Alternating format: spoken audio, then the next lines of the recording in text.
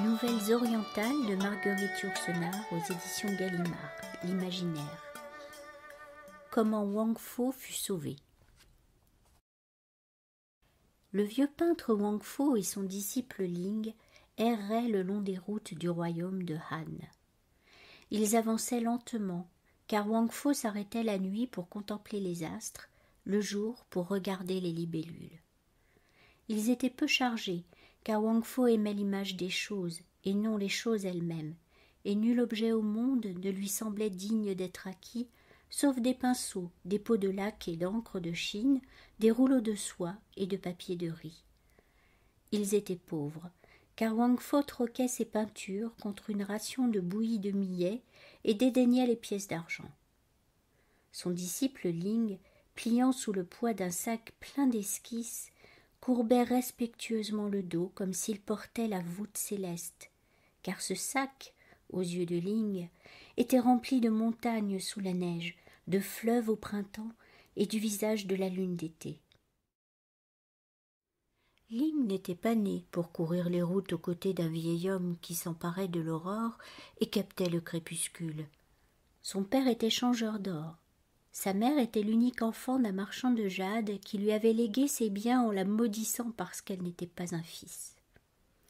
Ling avait grandi dans une maison d'où la richesse éliminait les hasards. Cette existence soigneusement calfeutrée l'avait rendu timide. Il craignait les insectes, le tonnerre et le visage des morts. Quand il eut 15 ans, son père lui choisit une épouse et la prit très belle, car l'idée du bonheur qu'il procurait à son fils le consolait d'avoir atteint l'âge où la nuit sert à dormir. L'épouse de Ling était frêle comme un roseau, enfantine comme du lait, douce comme la salive, salée comme les larmes. Après les noces, les parents de Ling poussèrent la discrétion jusqu'à mourir, et leur fils resta seul dans sa maison peinte de cinabre, en compagnie de sa jeune femme qui souriait sans cesse, et d'un prunier qui chaque printemps donnait des fleurs roses. Ling aima cette femme au cœur limpide, comme on aime un miroir qui ne se ternirait pas, un talisman qui protégerait toujours. Il fréquentait les maisons de thé pour obéir à la mode et favorisait modérément les acrobates et les danseuses. Une nuit, dans une taverne, il eut Wang Fo pour compagnon de table. Le vieil homme avait bu pour se mettre en état de mieux peindre un ivrogne. Sa tête penchait de côté et comme s'il s'efforçait de mesurer la distance qui séparait sa main de sa tasse. L'alcool de riz déliait la langue de cet artisan taciturne, et Wang ce soir-là parlait comme si le silence était un mur et les mots des couleurs destinées à le couvrir. Grâce à lui, Ling connut la beauté des faces de buveurs estompées par la fumée des boissons chaudes, la splendeur brune des viandes inégalement léchées par les coups de langue du feu et l'exquise roseur des taches de vin parsemant les nappes comme des pétales fanés. Un coup de vent creva la fenêtre. L'averse entra dans la chambre. Wang Fo se pencha pour faire admirer à Ling la zébrure livide de l'éclair, et Ling, émerveillé, cessa d'avoir peur de l'orage. Ling paya l'écho du vieux peintre. Comme Wang Fo était sans argent et sans hôte, il lui offrit humblement un gîte. Ils firent route ensemble. Ling tenait une lanterne. Sa lueur projetait dans les flaques des feux inattendus. Ce soir-là, Ling apprit avec surprise que les murs de sa maison n'étaient pas rouges, comme il l'avait cru, mais qu'ils avaient la couleur d'une orange prête à pourrir. Dans la cour, Wang Fo remarqua la forme délicate d'un arbuste auquel personne n'avait prêté attention jusque-là et le compara à une jeune femme qui laisse sécher ses cheveux. Dans le couloir, il suivit avec ravissement la marche hésitante d'une fourmi le long des crevasses de la muraille, et l'horreur de Ling pour ces bestioles s'évanouit. Alors, comprenant que Wang Fo venait de lui faire cadeau d'une âme et d'une perception neuve, Ling coucha respectueusement le vieillard dans la chambre où ses père et mère étaient morts. Depuis des années, Wang Fo rêvait de faire le portrait d'une princesse d'autrefois jouant du luth sous un saule. Aucune femme n'était assez irréelle pour lui servir de modèle, mais Ling pouvait le faire puisqu'il n'était pas une femme. Puis Wang Fo parla de peindre un jeune prince tirant de l'arc au pied d'un grand cèdre. Aucun jeune homme du temps présent n'était assez irréel pour lui servir de modèle. Mais Ling fit poser sa propre femme sous le prunier du jardin. Ensuite, Wang Fo la peignit en costume de fée parmi les nuages du couchant, et la jeune femme pleura, car c'était un présage de mort. Depuis que Ling lui préférait les portraits que Wang Fo faisait d'elle, son visage se flétrissait, comme la fleur en butte au vent chaud ou aux pluies d'été. Un matin, on la trouva pendue aux branches du prunier rose. Les bouts de l'écharpe qui l'étranglait flottaient mêlés à sa chevelure. Elle paraissait plus mince encore que d'habitude, et pure comme les belles célébrées par les poètes des temps révolus. Wang Fo la peignit une dernière fois, car il aimait cette teinte verte dont se recouvre la figure des morts. Son disciple Ling broyait les couleurs, et cette besogne exigeait tant d'application qu'il oubliait de verser des larmes. Ling vendit successivement ses esclaves, ses jades et les poissons de sa fontaine pour procurer au maître des pots d'encre pourpre qui venaient d'Occident. Quand la maison fut vide, ils la quittèrent, et Ling ferma derrière lui la porte de son passé. Wang Fo était là d'une ville où les visages n'avaient plus à lui apprendre aucun secret de laideur ou de beauté, et le maître et le disciple vagabondèrent ensemble sur les routes du royaume de Han. Leur réputation les précédait dans les villages, au seuil des châteaux forts et sous les porches des temples où les pèlerins inquiets se réfugient au crépuscule. On disait que Wang Fo avait le pouvoir de donner la vie à ses peintures par une dernière couche de couleur qu'il ajoutait à leurs yeux. Les fermiers venaient le supplier de leur peindre un chien de garde, et les seigneurs voulaient de lui des images de soldats. Les prêtres honoraient Wang Fo comme un sage. Le peuple le craignait comme un sorcier. Wang se réjouissait de ces différences d'opinion qui lui permettaient d'étudier autour de lui des expressions de gratitude, de peur ou de vénération. Ling mendiait la nourriture, veillait sur le sommeil du maître et profitait de ses extases pour lui masser les pieds. Au point du jour, quand le vieux dormait encore, il partait à la chasse de paysages timides dissimulés derrière des bouquets de roseaux. Le soir, quand le maître découragé jetait ses pinceaux sur le sol, il les ramassait. Lorsque Wang était triste et parlait de son grand âge, Ling lui montrait en souriant le tronc solide d'un vieux chêne.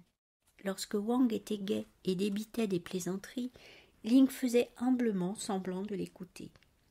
Un jour, au soleil couchant, ils atteignirent les faubourgs de la ville impériale et Ling chercha pour Wang Fo une auberge où passer la nuit.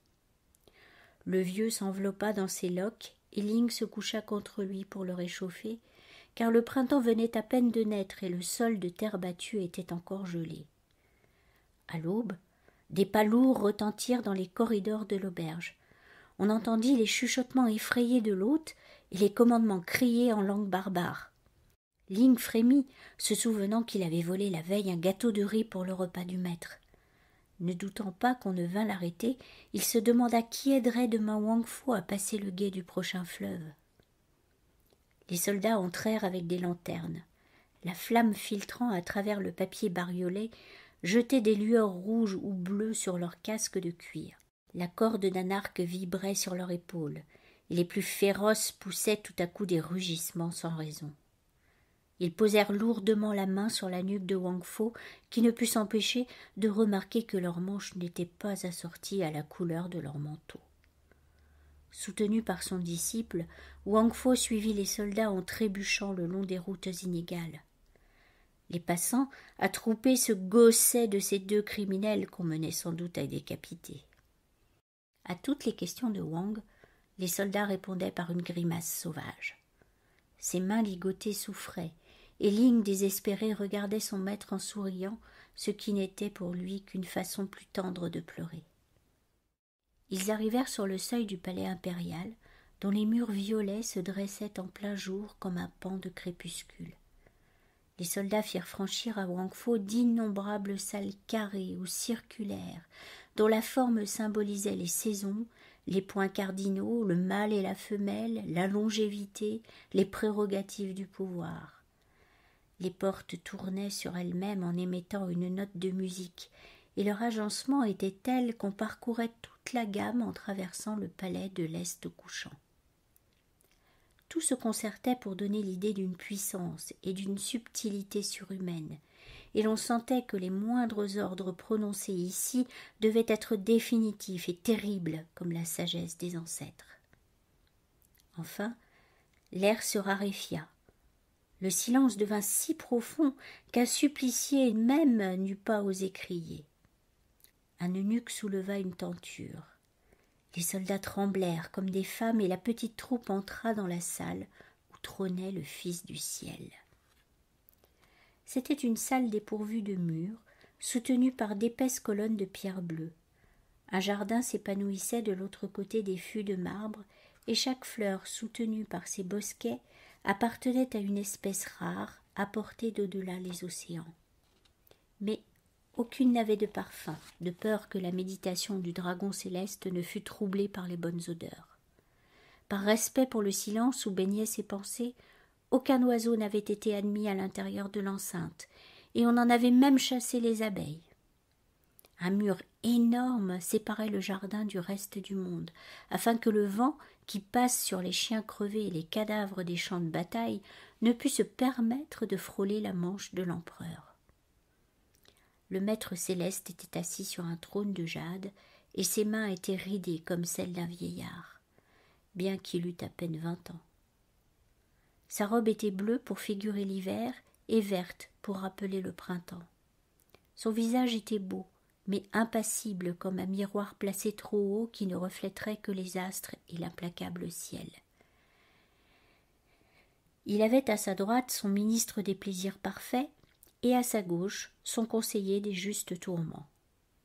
Comme ces courtisans rangés au pied des colonnes tendaient l'oreille pour recueillir le moindre mot sorti de ses lèvres, il avait pris l'habitude de parler toujours à voix basse. « Dragon céleste, dit Wang Fo prosterné, je suis vieux, je suis pauvre, je suis faible. Tu es comme l'été, je suis comme l'hiver. Tu as 10 000 vies, je n'en ai qu'une qui va bientôt finir. Que t'ai-je fait? On a lié mes mains qui ne t'ont jamais nui. Tu me demandes ce que tu m'as fait, vieux Wang Fo, dit l'empereur. Sa voix était si mélodieuse qu'elle donnait envie de pleurer. Il leva sa main droite que les reflets du pavement de jade faisaient paraître glauque comme une plante sous-marine, et Wang Fo, émerveillé par la longueur de ses doigts minces, chercha dans ses souvenirs s'il n'avait pas fait de l'empereur ou de ses ascendants un portrait médiocre qui mériterait la mort. Mais c'était peu probable, car Wang Fo jusqu'ici avait peu fréquenté la cour des empereurs, lui préférant les huttes des fermiers ou dans les villes les faubourgs des courtisanes et les tavernes le long des quais où se querellent les portefaix. « Tu me demandes ce que tu m'as fait, vieux Wang Fo, reprit l'empereur en penchant son cou grêle vers le vieil homme qui l'écoutait. Je vais te le dire. Mais comme le venin d'autrui ne peut se glisser en nous que par nos 9 ouvertures, pour te mettre en présence de tes torts, je dois te promener le long des corridors de ma mémoire et te raconter toute ma vie. Mon père avait rassemblé une collection de tes peintures dans la chambre la plus secrète du palais, car il était d'avis que les personnages des tableaux doivent être soustraits à la vue des profanes, en présence de qui ils ne peuvent baisser les yeux. C'est dans ces salles que j'ai été élevé, vieux Wang Fo, car on avait organisé autour de moi la solitude pour me permettre d'y grandir. Pour éviter à ma candeur l'éclaboussure des âmes humaines, on avait éloigné de moi le flot agité de mes sujets futurs, et il n'était permis à personne de passer devant mon seuil, de peur que l'ombre de cet homme ou de cette femme ne s'étendît jusqu'à moi. Les quelques vieux serviteurs qu'on m'avait octroyés se montraient le moins possible. Les heures tournaient en cercle. Les couleurs de tes peintures s'avivaient avec l'aube et pâlissaient avec le crépuscule. La nuit, quand je ne parvenais pas à dormir, je les regardais, et pendant près de 10 ans, je les ai regardés toutes les nuits. Le jour, assis sur un tapis dont je savais par cœur le dessin, reposant mes paumes vides sur mes genoux de soie jaune, Je rêvais aux joies que me procurerait l'avenir. Je me représentais le monde, le pays de Han au milieu, pareil à la plaine monotone et creuse de la main que sillonnent les lignes fatales des 5 fleuves. Tout autour, la mer où naissent les monstres, et plus loin encore les montagnes qui supportent le ciel. Et pour m'aider à me représenter toutes ces choses, je me servais de tes peintures. Tu m'as fait croire que la mer ressemblait à la vaste nappe d'eau étalée sur tes toiles, si bleue qu'une pierre en y tombant ne peut que se changer en saphir, que les femmes s'ouvraient et se refermaient comme les fleurs, pareilles aux créatures qui s'avancent, poussées par les vents, dans les allées de tes jardins, et que les jeunes guerriers à la taille mince qui veillent dans les forteresses des frontières étaient eux-mêmes des flèches qui pouvaient vous transpercer le cœur. À 16 ans, j'ai vu se rouvrir les portes qui me séparaient du monde. Je suis montée sur la terrasse du palais pour regarder les nuages, mais ils étaient moins beaux que ceux de tes crépuscules. J'ai commandé ma litière. Secouée sur des routes dont je ne prévoyais ni la boue ni les pierres, j'ai parcouru les provinces de l'Empire, sans trouver tes jardins pleins de femmes semblables à des lucioles, tes femmes dont le corps est lui-même un jardin. Les cailloux des rivages m'ont dégoûté des océans. Le sang des suppliciés est moins rouge que la grenade figurée sur tes toiles. La vermine des villages m'empêche de voir la beauté des rizières. La chair des femmes vivantes me répugne comme la viande morte qui pend au croc des bouchers, et le rire épais de mes soldats me soulève le cœur. Tu m'as menti, Wang Fo, vieil imposteur. Le monde n'est qu'un amas de taches confuses jetées sur le vide par un peintre insensé, sans cesse effacé par nos larmes. Le royaume de Han n'est pas le plus beau des royaumes, et je ne suis pas l'empereur. Le seul empire sur lequel il vaille la peine de régner est celui où tu pénètres, vieux Wang, par le chemin des 1000 courbes et des 10 000 couleurs. Toi seul règnes en paix sur des montagnes couvertes d'une neige qui ne peut fondre et sur des champs de narcisses qui ne peuvent pas mourir. Et c'est pourquoi, Wang Fo, j'ai cherché quel supplice te serait réservé, à toi, dont les sortilèges m'ont dégoûté de ce que je possède et donné le désir de ce que je ne posséderai pas. Et pour t'enfermer dans le seul cachot dont tu ne puisses sortir, j'ai décidé qu'on te brûlerait les yeux, puisque tes yeux, Wang Fo, sont les 2 portes magiques qui t'ouvrent ton royaume. Et puisque tes mains sont les 2 routes aux 10 embranchements qui te mènent au cœur de ton empire, j'ai décidé qu'on te couperait les mains. M'as-tu compris, vieux Wang Fo ? En entendant cette sentence, le disciple Ling arracha de sa ceinture un couteau ébréché et se précipita sur l'empereur. 2 gardes le saisirent. Le fils du ciel sourit et ajouta dans un soupir « Je te hais aussi, vieux Wang Fo, parce que tu as su te faire aimer. Tuez ce chien !» Ling fit un bond en avant pour éviter que son sang ne vînt tacher la robe du maître. Un des soldats leva son sabre, et la tête de Ling se détacha de sa nuque, pareille à une fleur coupée. Les serviteurs emportèrent ses restes, et Wang Fo désespéré admira la belle tache écarlate que le sang de son disciple faisait sur le pavement de pierre verte. L'empereur fit un signe, et 2 eunuques essuyèrent les yeux de Wang Fo. « Écoute, vieux Wang Fo, dit l'empereur, et sèche tes larmes, car ce n'est pas le moment de pleurer. Tes yeux doivent rester clairs, afin que le peu de lumière qui leur reste ne soit pas brouillé par tes pleurs. Car ce n'est pas seulement par rancune que je souhaite ta mort, ce n'est pas seulement par cruauté que je veux te voir souffrir. J'ai d'autres projets, vieux Wang Fo. Je possède dans ma collection de tes œuvres une peinture admirable, où la montagne, l'estuaire des fleuves et la mer se reflètent, infiniment rapetissés sans doute, mais avec une évidence qui surpasse celle des objets eux-mêmes, comme les figures qui se mirent sur les parois d'une sphère. Mais cette peinture est inachevée, Wang Fo, et ton chef-d'œuvre est à l'état d'ébauche. Sans doute au moment où tu peignais, assis sur une vallée solitaire, tu remarquas un oiseau qui passait ou un enfant qui poursuivait cet oiseau, et le bec de l'oiseau ou les joues de l'enfant t'ont fait oublier les paupières bleues des flots. Tu n'as pas terminé les franges du manteau de la mer, ni les cheveux d'algues des rochers. Wang Fo, Je veux que tu consacres les heures de lumière qui te restent à finir cette peinture, qui contiendra ainsi les derniers secrets accumulés au cours de ta longue vie. Nul doute que tes mains, si près de tomber, ne trembleront sur l'étoffe de soie. Mais l'infini pénétrera dans ton œuvre par ses hachures du malheur. Et nul doute que tes yeux, si près d'être anéantis, ne découvriront des rapports à la limite des sens humains. Tel est mon projet, vieux Wang Fo, et je puis te forcer à l'accomplir. Si tu refuses, avant de t'aveugler, je ferai brûler toutes tes œuvres, et tu seras alors pareil à un père dont on a massacré les fils et détruit les espérances de postérité. Mais crois plutôt, si tu veux, que ce dernier commandement n'est qu'un effet de ma bonté, car je sais que la toile est la seule maîtresse que tu aies jamais caressée. Et t'offrir des pinceaux, des couleurs et de l'encre pour occuper tes dernières heures, c'est faire l'aumône d'une fille de joie à un homme qu'on va mettre à mort.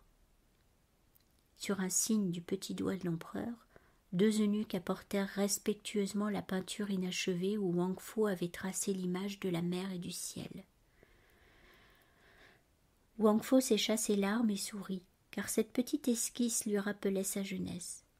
Tout y attestait une fraîcheur d'âme à laquelle Wang Fo ne pouvait plus prétendre, mais il y manquait cependant quelque chose, car à l'époque où Wang l'avait peinte, il n'avait pas encore assez contemplé de montagnes, ni de rochers baignant dans la mer leurs flancs nus, et ne s'était pas assez pénétré de la tristesse du crépuscule.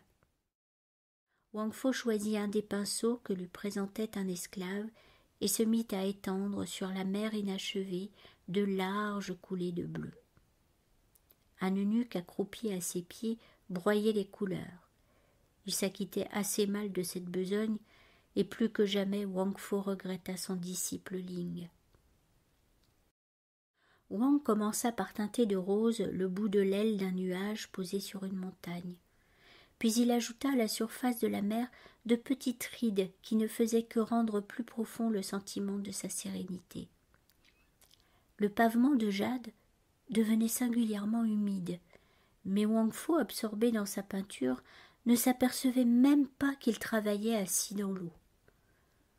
Le frêle canot, grossi sous les coups de pinceau du peintre, occupait maintenant tout le premier plan du rouleau de soie. Le bruit cadencé des rames s'éleva soudain dans la distance, rapide et vif comme un battement d'ailes. Le bruit se rapprocha, emplit doucement toute la salle, puis cessa, et des gouttes tremblaient, immobiles, suspendues aux avirons du batelier. Depuis longtemps, le fer rouge destiné aux yeux de Wang s'était éteint sur le brasier du bourreau. Dans l'eau jusqu'aux épaules, les courtisans immobilisés par l'étiquette se soulevaient sur la pointe des pieds. L'eau atteignit enfin au niveau du cœur impérial. Le silence était si profond qu'on eût entendu tomber des larmes. C'était bien Ling. Il avait sa vieille robe de tous les jours, et sa manche droite portait encore les traces d'un accroc qu'il n'avait pas eu le temps de réparer le matin avant l'arrivée des soldats. Mais il avait autour du cou une étrange écharpe rouge. Wang Fo lui dit doucement, en continuant à peindre, « Je te croyais mort. »« Vous, vivant, dit respectueusement Ling. « Comment aurais-je pu mourir ?» Et il aida le maître à monter en barque. Le plafond de jade se reflétait sur l'eau, de sorte que Ling paraissait naviguer à l'intérieur d'une grotte. Les tresses des courtisans, submergés, ondulaient à la surface comme des serpents, et la tête pâle de l'empereur flottait comme un lotus. « Regarde, mon disciple, dit mélancoliquement Wang Fo, ces malheureux vont périr, si ce n'est déjà fait. Je ne me doutais pas qu'il y avait assez d'eau dans la mer pour noyer un empereur. Que faire ?» « Ne crains rien, maître, murmura le disciple. Bientôt, ils se retrouveront à sec et ne se souviendront même pas que leurs manches aient été mouillées. Seul l'empereur gardera au cœur un peu d'amertume marine. Ces gens ne sont pas faits pour se perdre à l'intérieur d'une peinture. » Et il ajouta, « La mer est belle, le vent est bon, les oiseaux marins font leur nid. Partons, mon maître, pour le pays d'au-delà des flots. » « Partons, dit le vieux peintre. Wang Fo se saisit du gouvernail et Ling se pencha sur les rames. La cadence des avirons emplit de nouveau toute la salle, ferme et régulière comme le bruit d'un cœur. Le niveau de l'eau diminuait insensiblement autour des grands rochers verticaux qui redevenaient des colonnes. Bientôt, quelques rares flaques brillèrent seules dans les dépressions du pavement de jade. Les robes des courtisans étaient sèches, mais l'empereur gardait quelques flocons d'écume dans la frange de son manteau. Le rouleau achevé par Wang Fo restait posé sur la table basse. Une barque en occupait tout le premier plan. Elle s'éloignait peu à peu, laissant derrière elle un mince sillage qui se refermait sur la mer immobile. Déjà on ne distinguait plus le visage des deux hommes assis dans le canot, mais on apercevait encore l'écharpe rouge de Ling et la barbe de Wang Fo flottait au vent. La pulsation des rames s'affaiblit, puis cessa, oblitérée par la distance. L'empereur, penché en avant, la main sur les yeux, regardait s'éloigner la barque de Wang qui n'était déjà plus qu'une tache imperceptible dans la pâleur du crépuscule. Une buée d'or s'éleva et se déploya sur la mer. Enfin, la barque vira autour d'un rocher qui fermait l'entrée du large. L'ombre d'une falaise tomba sur elle. Le sillage s'effaça de la surface déserte, et le peintre Wang Fo et son disciple Ling disparurent à jamais sur cette mer de jade bleu que Wang Fo venait d'inventer.